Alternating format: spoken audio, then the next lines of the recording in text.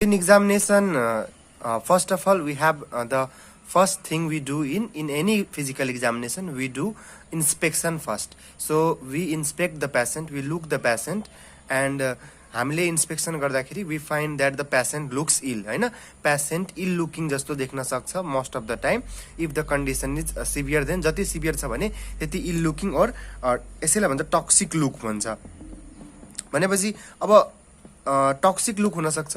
अब युजुअली के हुन्छ त, युजुअली यसलाई कसरी बुझ्न सकिन्छ कि अब चिल्ड्रेनहरु जुन हुन्छ भने नर्मली चिल्ड्रेन्स आर एक्चुअली चियरफुल हुन्छ, हाँस्ने चकचक गर्ने हुन्छ। तर निमोनिया लागेको चिल्ड्रेन छ भने usually they may have a toxic look and they are silent. अब जुन बच्चा एक्चुअली खेल्नु पर्ने बच्चा साइलेन्ट भएर बस्छ, बोल्दैन, हैन? बच्चाहरुमा कुरा गर्नु पर्दा अब ठुलो मान्छे छ भने पनि स्याड जस्तो लाग्छ हेर्नमा, हैन? सो त्यही हो कि इल लुकिङ और लाग्छ कि हेरेरै फिल हुन्छ कि बिरामी भइसके जस्तो लाग्छ, हैन? अर्को कुरा इन निमोनिया के हुन्छ त, बेसिकली हामीले जुन इन्स्पेक्सन गर्दाखेरि हामी के हेर्छौं कि मान्छेले सास छिटो छिटो फेरिरहेछ, जुन त्यसको चेस्ट मुभमेन्टहरु हुन्छ त्यो चेस्ट मुभमेन्टहरु बढेको हुन सक्छ। र रेस्पिरेटरी रेट किन बढेको हुन्छ त्यो त हामीले कुरै गरिसकेका छौं।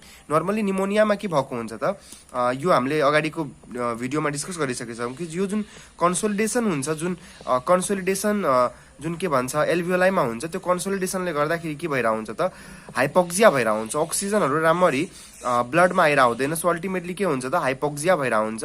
र यो हाइपोक्सियाले गर्दाखेरि के हुन्छ, peripheral chemoreceptors that is aortic body and carotid body get activated and they will actually ultimately त्यो पेरिफेरल केमोरिसेप्टरले हाइपोक्सिया प्रति जब एक्टिभ हुन्छ, त्यो पेरिफेरल केमोरिसेप्टरले मेडुलामा रेस्पिरेटरी सेन्टरमा गएर एक्टिभेट गरिदिन्छ। त्यसको कारणले गर्दाखेरि के हुन्छ, रेस्पिरेटरी रेट बढ्छ।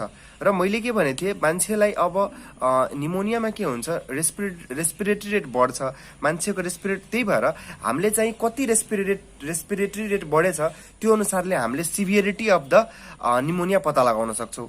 अब रेस्पिरेटरी रेट अब जति धेरै छ त्यति कन्डिसन चाहिँ नराम्रो छ भनेर बुझिन्छ, हैन? So more the respiratory rate more the severe patient is, हैन? त्यति पेशेन्ट के छ त, सिभियर छ भनेर बुझ्नुपर्छ हामीले। अर्को कुरा, patient has a difficulty in breathing.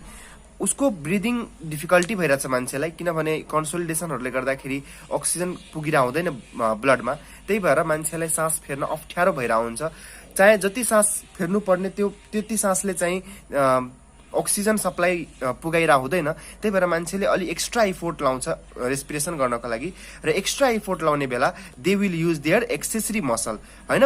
र एक्सेसरी मसलहरु भनेको यो हाम्रो नेक रिजनतिरको sternocleidomastoid muscle, anterior scalene muscle, हैन?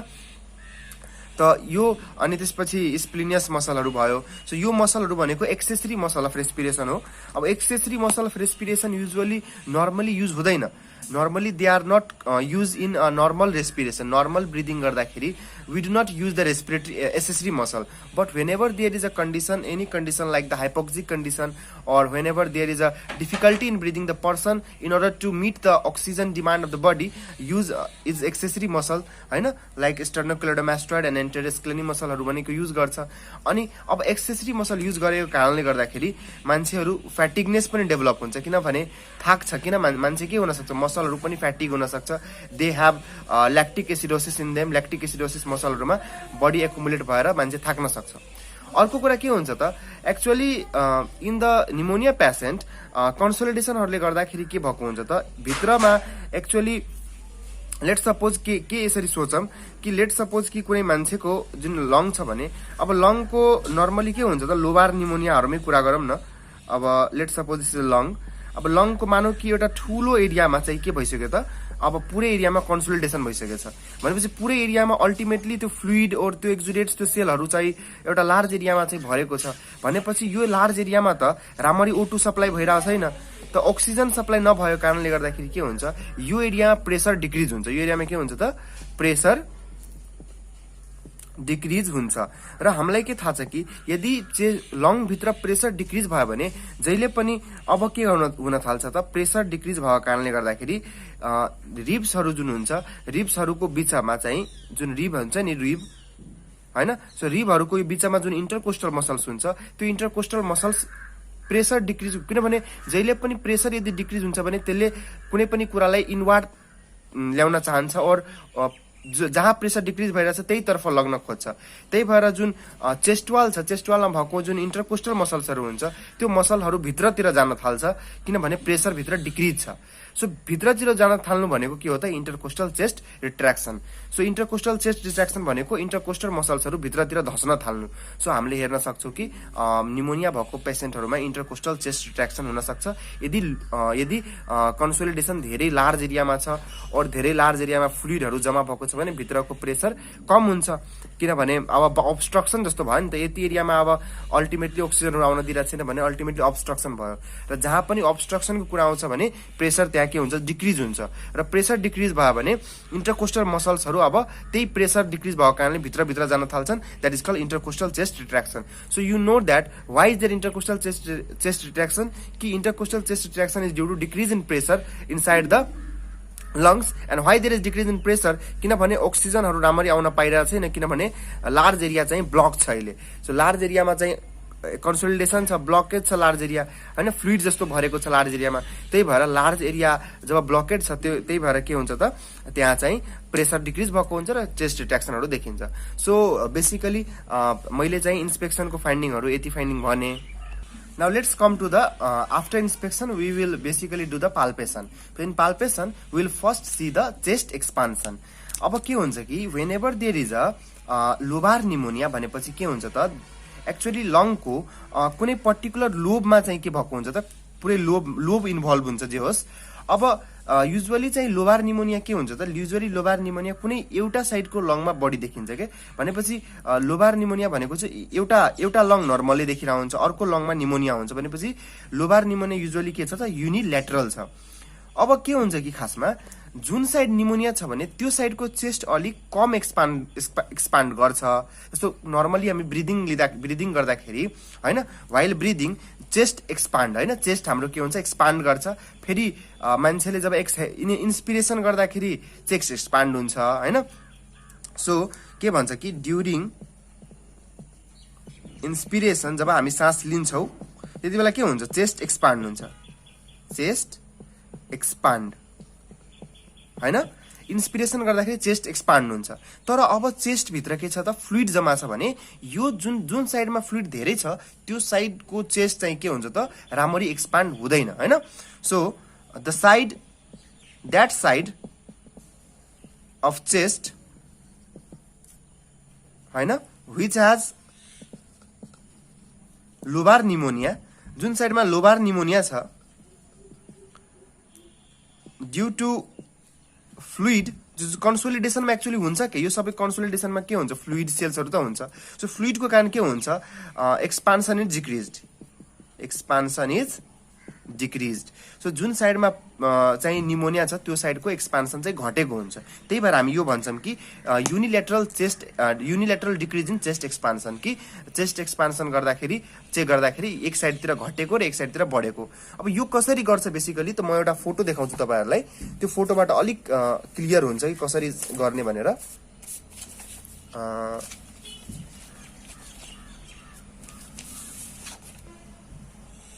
सो यो पिक्चरमा चाहिँ हामी के हेर्छौँ कि यो डक्टरले के गरिरहेछ, पेसेन्टलाई चेस्ट एक्सपान्सन हेर्न खोजिरहेछ होइन। अब के गर्ने त, पेसेन्टलाई चाहिँ पहिला पोस्टियर साइडतिर बसाइदिने पेसेन्टलाई होइन। त्यसपछि हामी के गर्छ, डक्टरले चाहिँ के गर्छ, आफ्नो दुईटा जुन ह्यान्ड छ त्यो के गर्छ, उसले चाहिँ दुईटा थम्बलाई मिट गर्छ यो बिचतिर, अनि त्यसपछि भन्छ मान्छेलाई अब सास फेर्नु। अब सास फेरेपछि के हुन्छ, यो पिक्चर हेर्नु कि सास फेरिसक्यो, यो अवस्थामा सास फेरेको छैन अहिले। अब यहाँ इन्सपायर गर्यो क्या पेसेन्टले, यो पोइन्टमा इन्सपायर गर्दाखेरि हेर्नु त यो पोइन्टमा एउटा औला जुन एउटा थम्ब छ एक साइडको त्यो अलिक टाढासम्म गएको छ, तर यो साइडको थम्ब हेर्नु त धेरै टाढा गएको छैन। सो यो साइडको थम्ब यही छ एक्सपान्सन गर्दा पनि, तर यो साइडको थम्ब अलिक टाढा गइसक्यो कि गएन। यो मिड लाइन जुन छ, यो मिड लाइन यो जुन मिड लाइन छ, यो जुन मिड लाइन सुरुमा पहिला मिड लाइनमै दुवै थम्ब थियो, मिड लाइनमै दुवै थम्ब थियो होइन। अब के गर्यो त मान्छे डक्टरले के भन्यो, पेसेन्टलाई सास फेर्नुहोस्। सास फेरेपछि के गर्यो कि अब जुन साइडमा नर्मल छ त्यो साइडमा थम्ब अलिक चेस्ट एक्सपान्सन भएको कारणले अलिक टाढासम्म गयो। हेर्नु त यहाँ मिड लाइनदेखि यति आइसक्यो, तर जुन साइडमा राम्ररी चेस्ट एक्सपान्सन छैन त्यो साइडमा धेरै टाढा गएन, त्यही भएर मिड लाइनको नजिकै छ यो ठाउँ होइन। भनेपछि यो साइडको लङमा के छ त निमोनिया छ भनेर बुझिन्छ है। सो यसरी चाहिँ हामीले पाल्पेसनमा चाहिँ चेस्ट एक्सपान्सन यही तरिकाले गर्नुपर्छ। सो मैले यो पिक्चरबाट देखाएँ। अब पाल्पेसनमा अर्को गर्नुपर्ने भनेको के हुन्छ, चेस्ट एक्सपान्सन हामीले हेरिसक्यौँ कसरी गर्ने के हुन्छ हामी हेरिसक्यौँ। सो निमोनियामा हामीले हेऱ्यौँ कि unilateral decrease in chest expansion हुन्छ।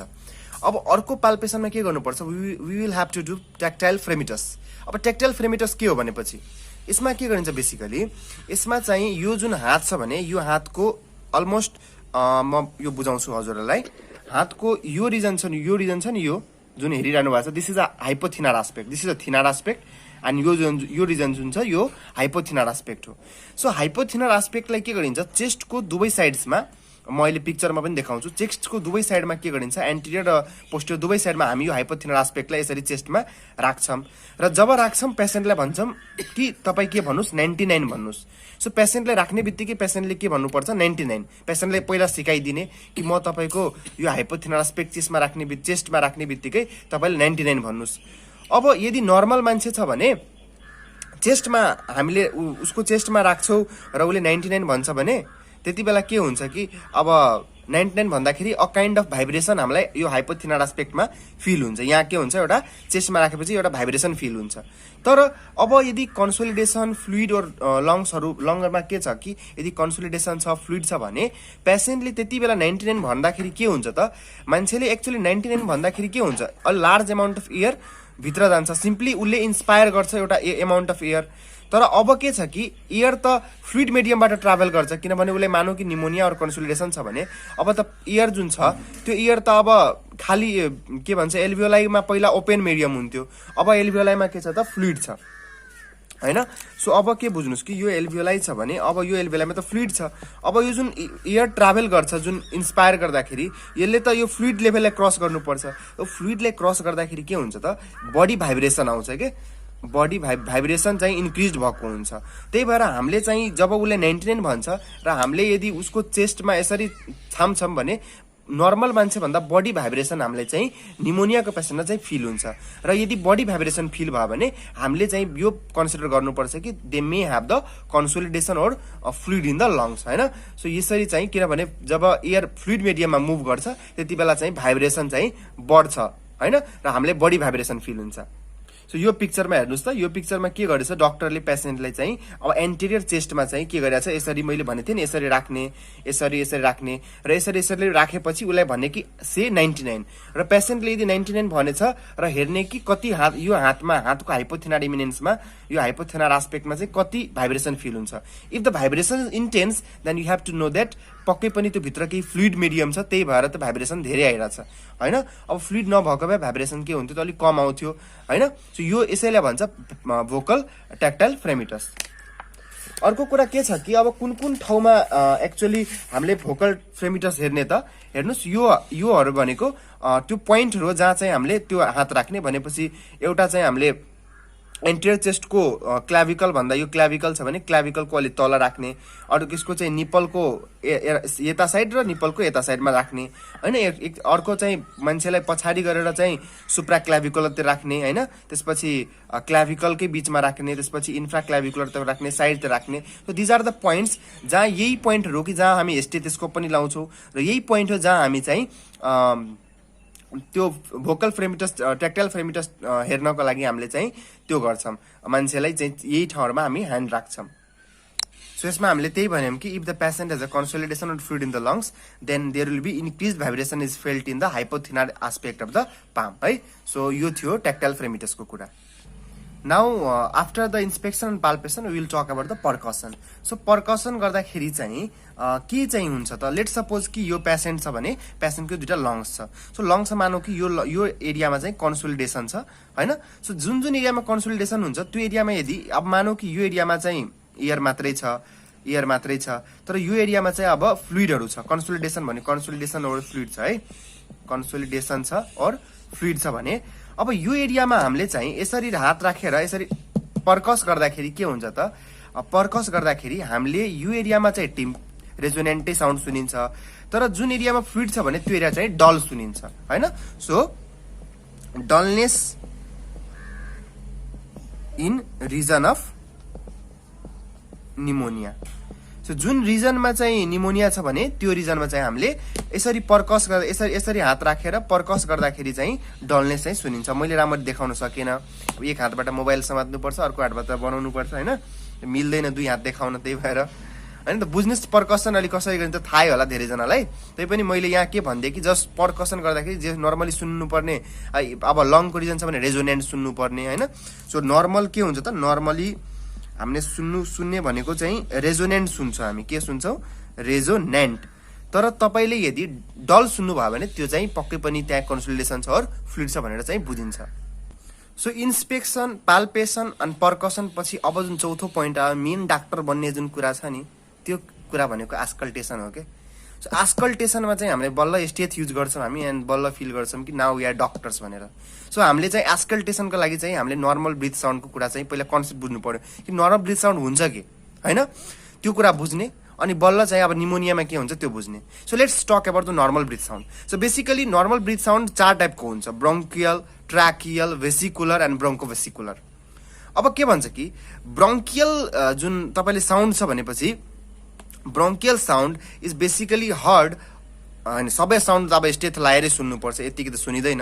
सो सबै साउन्ड स्टेथ लाएरै सुन्ने। सो जुन चेस्टको जुन क्लाभिकलहरुको बीचमा जुन म्यानुब्रियम हुन्छ त्यो म्यानुब्रियमको माथि सुन्ने भनेको साउन्ड हुन्छ ब्रोंकियल साउन्ड।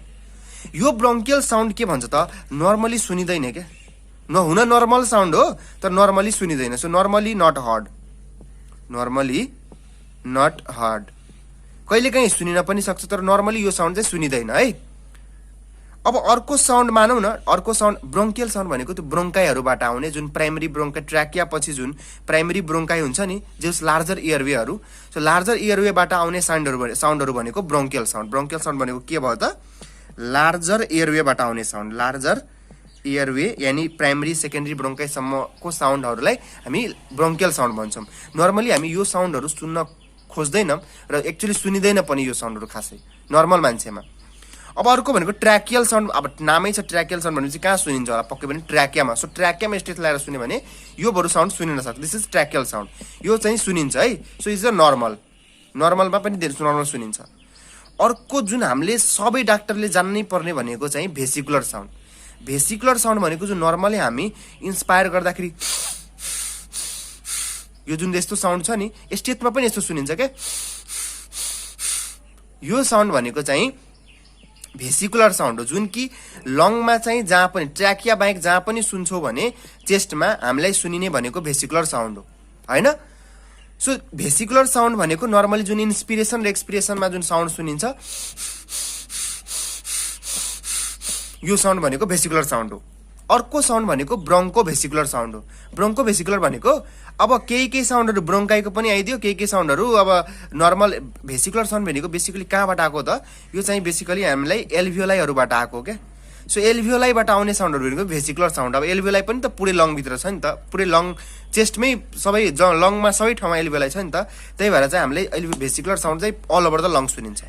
ब्रोंको भेसिकुलर भनेको अब चाहिँ अनि भेसिकुलर साउन्ड सुन्नु भनेको चाहिँ नर्मलै हो है, यसमा केही एब्नर्मालिटी छैन, it is a very normal. तिमी जहिले पनि नर्मलमा मेरोमा पनि सुन्छौ भने तिमीलाई भेसिकुलरै साउन्ड आउँछ, तिम्रो आफैमा पनि सुन्छौ भने भेसिकुलरै साउन्ड आउँछ। तर निमोनियामा सुन्छौ भने केही भेसिकुलरमा केही एडेड साउन्ड आइदिन्छ, त्यसको कुरा हामी अहिले गर्छौं। अर्को लास्ट साउन्ड भनेको ब्रोंको भेसिकुलर साउन्ड। ब्रोंको भेसिकुलर साउन्ड भनेको चाहिँ फर्स्ट र सेकेन्ड इन्टरकोस्टल स्पेसमा और स्क्यापुलाको रिजनमा। यो बेसिकली अब केही साउन्डहरु ब्रोंकाइको र केही साउन्डहरु एल्भियोलाइको दुवैको मिक्स टाइपको साउन्ड हुन्छ भने त्यसलाई भन्छौं हामी ब्रोंको भेसिकुलर साउन्ड। यो चाहिँ अब त्यस्तो इम्पोर्टेन्ट छैन खासै बुझ्नु पर्ने। अब चाहिँ हामीले नर्मल जस्तो कुरा सुन्यौं हैन। अब चाहिँ बेसिकली जो निमोनियामा चाहिँ के चाहिँ हुन्छ नर्मल साउन्डमा के प्रब्लम आउँछ त्यो हामी हेरौं। अब एब्नर्मल साउन्डको हामी कुरा गरिरहेका छौं। सो एब्नर्मल साउन्डमा एउटा मतलब एब्नर्मल साउन्डलाई बेसिकली हामीले एडभेन्टिशियस साउन्ड भन्छौं। किन एडभेन्टिशियस साउन्ड भन्छौं? किनभने these are actually extra sound which are superimposed over the vesicular sound। भनेपछि नर्मली जुन भेसिकुलर साउन्ड हुन्छ, जुन इन्स्पिरेसन र एक्सपिरेसनको नर्मल यस्तो वाला जुन साउन्ड हुन्छ, यसमा के भइदियो अब के एक्स्ट्रा साउन्ड आइदियो। एक्स्ट्रा साउन्ड अब के आउन सक्यो भनेपछि एक्स्ट्रा साउन्ड भनेको अब त्यो माथिबाट एक्स्ट्रा साउन्ड आउँदियो, जस्तो क्र्याकल्स और रेल्स, जुन कि निमोनियामा सबभन्दा मोस्ट कमन भनेको एबनर्मल साउन्ड भनेको चाहिँ यही क्र्याकल्स और रेल आउँछ। अब यो क्र्याकल्स र रेल भनेको कति बेला सुनिन्छ र कस्तो साउन्ड हुन्छ? दिस क्र्याकल्स और रेल जुन हुन्छ यो साउन्ड भनेको चाहिँ बेसिकली इन्स्पिरेटरी क्र्याकल भन्छ के, इन्स्पिरेटरी क्र्याकल। जति बेला मान्छेले इन्स्पायर गर्छ हैन, एयर भित्र लिन्छौँ, त्यति बेला चाहिँ तपाईले क्र्याकल साउन्ड आउँछ। अब यो साउन्ड कस्तो हुन्छ भनेपछि अब भेल्क्रो भन्ने थाहा होला सबैलाई, अब नथाहा पनि हुन सक्छ, यो इंग्लिश वर्ड हैन। भेल्क्रो भन्ने म के हो म बुझाइदिरहेको छु। सो क्र्याकल्सले कस्तो साउन्ड गर्छ त्यो कुरा बुझाउनको लागि क्र्याकल्सको जुन साउन्ड हुन्छ त्यो साउन्ड भनेको भेल्क्रो रिपिङ गर्दाखेरिको आउने साउन्ड। जस्तो लेट सपोज यो हेर्नु त, यो तपाईले के छ त, एउटा यो चिरिक चिरिक गर्ने छ हैन। अब यसैलाई भन्छ भेल्क्रो के खासमा। अब यो एक्चुअली लेट सपोज कि मैले यो एक्चुअली यसरी अब यसमा यसरी टाँसे भने यसलाई अब भन्छ भेल्क्रो। अब यो भेल्क्रोलाई यस्तो यो भयो भेल्क्रो हैन। र भेल्क्रोलाई मैले यहाँबाट यस्तो गर्दाखेरि एउटा साउन्ड आयो नि, चिरिक चिरिक वाला साउन्ड, यही साउन्ड हो क्र्याकल साउन्ड। भनेपछि यस्तै किसिमको साउन्डलाई भन्छ क्र्याकल साउन्ड हैन। सो यो एक्चुअली जुन यसरी जुन यो यसलाई भन्छ भेल्क्रो, र भेल्क्रोलाई यस्तो गर्नु भनेको रिपिङ हैन। सो भेल्क्रो रिपिङ गर्दाखेरि जे साउन्ड आउँछ that is actually crackle sound. So मान्छेले सास फेर्दाखेरि पहिला चाहिँ उसको हल्का इन्स्पिरेटरी जब इन्स्पायर गर्छ नि त्यति बेला उसको सासमा चिरिक चिरिक एउटा चरचर भएको भेल्क्रो रिपिङ गरेको जस्तो आवाज चाहिँ आउँछ। भेल्क्रो रिपिङ गरेको जस्तो, रिपिङ भनेको त्यो चिरिक चिरिक खोलेपछि जस्तो साउन्ड आइरहेको थियो नि, त्यस्तो साउन्डलाई चाहिँ भेल्क्रो रिपिङ साउन्ड भन्छ। र यो चाहिँ बेसिकली इन्स्पायर गर्दाखेरि जब मान्छे सास फेर्छ त्यति बेला यो भेल्क्रो रिपिङ गर्ने साउन्ड चाहिँ आइरा हुन्छ, र यस्तो साउन्डलाई क्र्याकल्स भन्छ। अब क्र्याकल्स पनि दुई किसिमको हुन सक्छ, एउटा फाइन हुन सक्छ, एउटा चाहिँ कोर्स हुन सक्छ। फाइन भनेको अब अलिक कपालको केही मानौ न, कपाल 10-12 कपाल समातेर यस्तो यस्तो गर्दाखेरि अलिक साउन्ड अलिक थोरै कम मानौ न, अलिक थोरै साउन्ड आउँछ चिरी चिरी जस्तो पनि, त्यो भयो फाइन क्र्याकल। तर भेल्क्रो रिपिङ गर्दाखेरि त अलिक जोडले नै साउन्ड आयो नि, त्यो भयो कोर्स क्र्याकल, COARS कोर्स क्र्याकल। अब निमोनियामा चाहिँ कोर्स क्र्याकल पनि आउन सक्छ र अब चाहिँ के भन्छ फाइन क्र्याकल पनि आउन सक्छ। अब अर्को मेन पोइन्ट के हो कि यो क्र्याकल साउन्ड किन आयो त निमोनियामा? So why there is a crackle sound in pneumonia? So basically simple funda हो कि लेट सपोज कि यो एल्भियोलाई छ, यो अब चाहिँ एयरवे छ भने अब सबै फ्लुइडहरू कन्सोलिडेसनहरू यो सबैमा गइसकेछ भने अलमोस्ट अब के हुन्छ कि जब मान्छे सास फेर्छ नर्मली योहरू सबै बन्द भएर बसिरा हुन्छ के। नर्मली के हुन सक्छ, यो सबै अलिक कोल्याप्स टाइपको भएर बसिरा हुन्छ। र जब मान्छेले एयर इन्स्पायर गर्दाखेरि हैन, ड्युरिङ इन्स्पिरेसन के हुन्छ, एयर भित्र आउँछ, एयर कम्स इन। जब एयर भित्र आउँछ त्यति बेला के हुन्छ, अचानक यो जुन बन्द भएको जुन एयरवे र एल्भियोलाई अचानक खुल्छ, अनि खुल्दाखेरि के हुन्छ, जुन एक किसिमको साउन्ड आउँछ, र द्याट साउन्ड इज एक्चुअली क्र्याकल। बुझ्नुभयो नि कि यो एक्चुअली जुन एयरवेहरू जुन छ त्यो एक्चुअली खुल्दाखेरि पपअप हुन्छ। एयरवे जुन अब एयर भित्र आयो इन्स्पायर गर्दाखेरि त्यो पपअप भयो, खुल्यो एयरवेहरू, र त्यही खुलेको कारणले जुन साउन्ड आयो त्यसलाई हामी भन्छौँ क्र्याकल। र यो साउन्ड भनेको त्यही भेल्क्रो रिपिङ गरे जस्तै साउन्ड आउँछ हैन, र यसैलाई भन्छ क्र्याकल साउन्ड भनिन्छ। सो मलाई लाग्छ अब तपाईहरुले क्र्याकल साउन्ड मजाले सुन्नुभयो। र यो क्र्याकल चाहिँ इन्स्पिरेसन गर्दाखेरि आउँछ के, एक्सपायर गर्दाखेरि साउन्ड क्र्याकल आउँदैन, इन्स्पिरेटरी क्र्याकल हुन्छ। त्यही भएर यो क्र्याकल जुन हुन्छ त्यो बेसिकली के हुन्छ त, इन्स्पिरेटरी क्र्याकल हुन्छ। र अर्को कुरा मैले के भनेको थिएँ कि जुन ब्रोङ्कियल जुन साउन्ड छ यो ब्रोङ्कियल साउन्ड नर्मली चाहिँ सुनिँदैन, normally not heard, normally normal sound भए पनि नर्मली सुनिँदैन, नर्मली नट हर्ड। तर यदि पेसेन्टलाई इफ अब यो साउन्ड कस्तो हुन्छ यसको बारे पनि पुरा बुझौँ। ब्रोङ्कियल साउन्ड भनेको कस्तो हुन्छ, कुनै अब यो मानौ कि कुनै सिलिन्डर, होलो सिलिन्डर छ, यसबाट एयर ब्लो गर्दाखेरि जस्तो साउन्ड निस्किन्छ नि त्यही हो तपाईलाई bronchial sound. So bronchial sound is like blowing air into hollow cylinder hollow cylinder र होलो ट्युबमा जुन एयर ब्लो गर्दाखेरि जुन साउन्ड आउँछ त्यस्तो साउन्डलाई भन्छ ब्रोङ्कियल साउन्ड। र यो ब्रोङ्कियल साउन्डहरू नर्मली चाहिँ सुनिँदैन। अर्को यो साउन्डमा कस्तो हुन्छ कि इन्सपिरेटरी साउन्ड र एक्सपिरेटरी साउन्डको बिचमा एकछिनको लागि पज हुन्छ। के हुन्छ त? पज हुन्छ। भनेपछि अचानक इन्सपिरेसन भएपछि एकैछिनमा एक्सपिरेसन हुँदैन क्या। एक्सपिरेसन साउन्ड र इन्सपिरेसन साउन्डको बिचमा एकछिन पज हुन्छ। पहिला इन्सपिरेसन हुन्छ, एकछिन केही पनि हुँदैन, त्यसपछि फेरि एक्सपिरेसन हुन्छ। अर्को कुरा के भन्छ त? इन्सपिरेसन भन्दा एक्सपिरेसन अलिक प्रोलङ हुन्छ। यहाँ के हुन्छ त? एक्सपिरेसन प्रोलङ भएको हुन्छ यो साउन्डमा, हैन? यो साउन्डको नेचरै छ कि एक्सपिरेसन प्रोलङ हुन्छ।